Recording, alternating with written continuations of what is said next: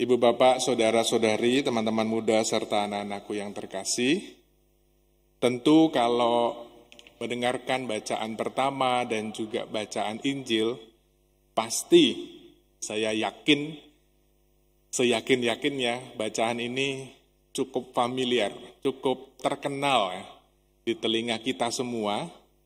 Yang pertama pasti kita bicara tentang Dekalog, 2 loh batu, mengenai 10 perintah Allah. Lalu bacaan Injilnya bicara mengenai perumpamaan tentang penabur. Menarik buat kita merenung, teman-teman sekalian juga sering mendengar perumpamaan ini. Ini menjadi salah satu perumpamaan yang terkenal ya, dan kita bisa banyak belajar, banyak merefleksikan dari perumpamaan tentang penabur ini. 1-2 hal yang mungkin bisa menjadi bekal kita sepanjang hari ini untuk merenungkan kembali mengenai kehidupan kita, melihat dari perumpamaan tentang penabur. Yang pertama tadi dikatakan bahwa benih itu jatuh di pinggir jalan. Jelas ya, jadi dikatakan di situ mendengar sabda tapi nggak mengerti. Didatangi oleh si jahat, dirampas.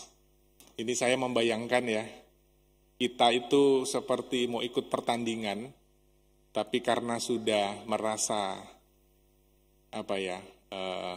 mentalnya kalah duluan, maka kita akhirnya mengajukan walk out. Jadi kita nggak jadi ikut pertandingan. Padahal sebetulnya kita belum tahu lawan kita seperti apa, tetapi karena kita merasa sudah mentalnya down, sudah merasa terpuruk duluan, jadi kalah sebelum berperang gitu ya, kalau orang dulu bilang, maka lalu walk out. Jadi mendengarkan sabda, tapi nggak ngerti. Maka sebetulnya di bagian yang pertama ini, perlu yang namanya bagaimana kita menerima sabda itu. Kan macam-macam ya orang menerima, cara kita menerima sabda Tuhan itu macam-macam. Ada yang ya sudah sambil lalu lewat begitu aja, masuk kiri keluar kanan ya.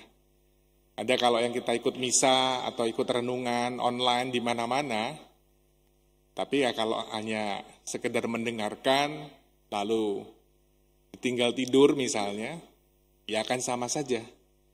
Mau cari online yang misalnya uskup sekalipun atau Vatikan misalnya, ini kan Bapak Ibu dalam misa online bisa keliling ya, tur misa kemana-mana, mau dari yang di Jakarta, banyak ya, 68 paroki, belum lagi kategorial yang mengadakan misa online, atau mau yang di luar kota, atau yang mau di luar negeri, bahkan sampai mau ikut misa di Vatikan, mau khotbahnya dan firmannya seperti apa. Tapi kalau cara menerima kita, menerima benih sabda Tuhan itu tidak di-upgrade, jadi ya hanya let it flow begitu saja, sama saja. Maka sebetulnya yang pertama ini mau mengajarkan buat saya bagaimana cara kita menerima sabda Tuhan. Lalu yang kedua, itu dikatakan bahwa benih itu jatuhnya di tanah berbatu. Tanah berbatu, mendengarkan, menerima dengan gembira. Tapi cuma bertahan sebentar. Kalau ada penindasan, penderitaan, penganiayaan, lalu luntur lagi. Mendengarkan sabda Tuhan, menerimanya dengan baik, sukacita. Tapi kalau dihantam masalah, dihantam problema, kalau orang Jawa bilang blokro. Loyo duluan. Lah gimana Romo, saya sudah baca firman, saya sudah ikut misa, tapi diserang dengan pandemi, diserang dengan COVID. Mana buktinya Tuhan beserta kita? Lalu kita nggak bertahan, lalu kita menjadi down lagi. Loyo lagi. Itu yang jatuhnya di tanah berbatu-batu. Lalu yang ketiga, benih itu ada di tengah semak duri. Ya. Yang ketiga berada di tengah semak duri, mendengar sabda itu, tapi sabda itu terhimpit oleh kekhawatiran, oleh tipu daya, sehingga tidak berbuah. Maka yang ketiga ini, tadi kalau yang kedua di tanah berbatu, ya kita mesti harus komit. Kalau yang pertama, bagaimana cara kita menerima sabda Tuhan, lalu yang kedua, tanah berbatu, kita mesti komit. Kalau memang sudah niat ikut misa online, niat mendengarkan sabda Tuhan, niat baca kitab suci, apapun situasi kita, ya kita tetap on the track, ada di rel. Karena benih sabda Tuhan itu sendiri mempunyai kuasa dalam hidup kita. Lalu yang ketiga, jatuhnya di semak duri. Ini lebih berbahaya lagi. Terhimpit oleh kekhawatiran dunia dan daya kekayaan. Di sini mau mengatakan bahwa singkirkan gangguan-gangguan di dalam hidup kita. Jangan main-main dengan dosa. Maka kalau sudah mendengarkan sabda Tuhan, menerimanya dengan gembira, tetapi kita masih cari-cari yang lain. Terhimpit.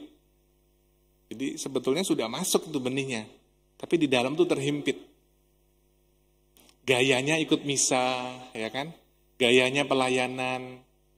Tetapi dalam hidup kita sendiri, hidup saya juga, kita kadang masih tergoda dengan situasi dunia.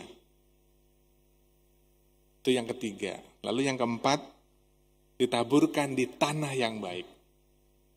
Jadi serahkan semua apa yang menjadi usaha dan niat kita itu hanya kepada Tuhan.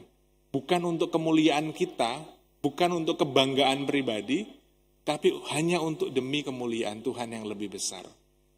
Maka Bapak Ibu, saudara-saudari yang terkasih, ada 4 pilihan. Benihnya jatuh di pinggir jalan, di tanah yang berbatu-batu, di semak duri, atau di tanah yang baik. Di tanah yang baik itu kan berarti butuh humus yang baik ya.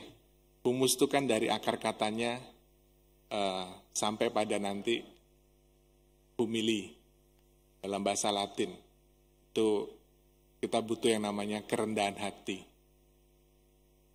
Humus itu yang ada di bawah, yang menyuburkan tanah. Nah itu nanti akar katanya sampai pada sebuah pemaknaan yang namanya kerendahan hati. Orang yang punya hati, membuka hati, yang rendah hati, menerima sabda Tuhan itu, lalu menerapkannya dalam kehidupan sehari-hari, dan berbuah. Itu jatuhnya di tanah yang baik. Maka sekarang kita bertanya, saya pun juga bertanya dalam diri. Dalam hidup kita sehari-hari, benih sabda Tuhan itu, jatuhnya di dalam diri kita itu di mana? Di pinggir jalan, lewat begitu aja, atau bahkan kita sudah walk out, atau di tanah berbatu-batu, menerima tapi cuma tahan sebentar, atau di semak duri, menerima, lalu terhimpit dengan banyak begitu godaan, atau jatuhnya di tanah yang baik. Tentu kita semua berharap ya, kita menjadi pribadi-pribadi seperti yang digambarkan di bagian keempat, pribadi dengan tanah yang baik. Supaya benih sabda Tuhan itu senantiasa terpelihara dengan baik dan juga berbuah. Endingnya itu berbuah. Bukan yang lain-lain, tetapi endingnya adalah berbuah. Maka ini dibutuhkan yang namanya iman.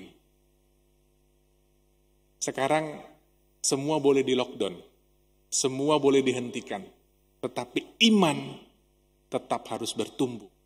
Iman harus tetap berkembang, iman tetap harus berbuah. Iman gak boleh di lockdown. Sudah banyak PSBB, PPKM, level 3, level 4 sekarang dengan istilah baru lagi. Terserah. Tetapi iman tidak boleh di lockdown, iman harus tetap bertumbuh. Karena benih sabda Tuhan yang ditaburkan di dalam hati kita, itu jatuh di tanah yang baik, dan kita berbuah dan bertumbuh. Maka jangan main-main dengan sabda Tuhan ini ya. Kita bukan hanya membaca saja atau mendengarkan saja lalu lewat begitu saja. Kalau dibilang apa kuasanya sabda Tuhan? Kalau kita tadi level pertama, cara kita menerimanya baik, kita sudah punya komitmen dan kita menyingkirkan godaan.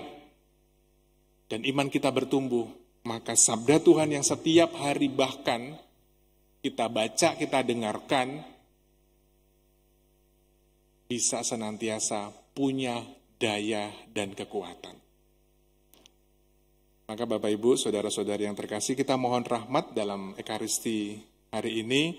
Semoga hati kita semakin dibuka untuk menjadi tanah yang baik, agar benih sabda Tuhan yang hadir di dalam hati kita masing-masing, di dalam keluarga-keluarga kita, di dalam komunitas kita, sungguh-sungguh bisa menjadi benih dan tumbuh. Imannya itu bertumbuh. Jadi beriman itu kepada benih, bukan beriman kepada yang lain-lain. Benihnya jelas, benih sabda Tuhan sendiri. Moga-moga kita sendiri sungguh-sungguh mampu dalam situasi yang tidak mudah ini, banyak godaan pasti, tetapi kita tetap mau yakin bahwa iman saya tetap harus bertumbuh dan berbuah.